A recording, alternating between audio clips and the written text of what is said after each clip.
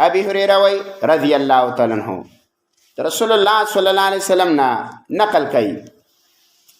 او نبی علیہ الصلوۃ والسلام حدیث قدسی ذکر کړي اکی وی کنا چې الله فرمایي الله اذنب عبد ذنبا فقال اللهم اغفر لي ذنبي چې کله بنده ګناو کی کنا نو الله وی بنده کله ګناو کی بنده نو دا مغفرت د الله نه وغواړي چې الله ما معاف کا ګناه نه مغفرت د الله نه وغواړي چې الله ما معاف کا نه الله څه وی نو فقال تبارک وتعالى الله وی اذنب عبدي ذنبا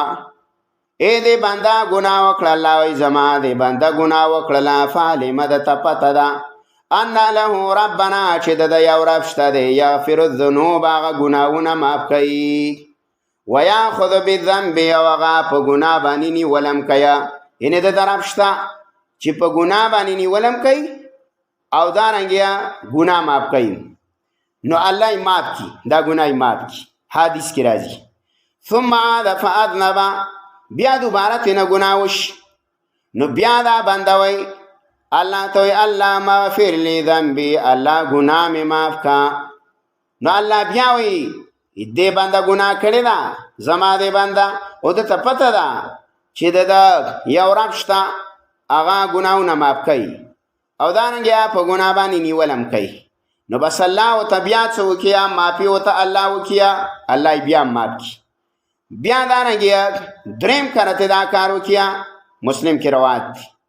نو بیا ملائکه ته الله وی تاسو گواشه په خبره باندې کو د څومره ګناه کولا نو دا همیشه زمانه بخنه غختل نو دا معبای ایک دار کله ګناه کوي کنه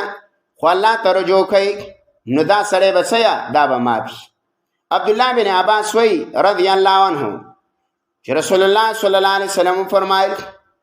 الله فرمای الله من علم انی ذو قدرت على مغفرة الذنوب غفرت له ولا ابالي ما لم يشرك بي شيئا دلا نبی وی الله وی کوچا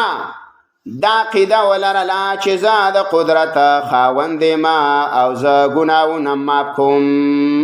دا قیده ولرلا نه لا غفرت له نزوتا گناهونه معاف کوم ولا ابال یو زما هیڅ پروا نشتا او گناه ولا معاف کوم ما لم یشرک به شیئا خو چې دی سړی زما سره څوک شریک نه جوړ کړي ان شرک نه کړي زما سره نور کو هر قسم گناه کنه کې نو بس الله نه بخنه غواړه الله دې څه کیا گناه دې معاف کوي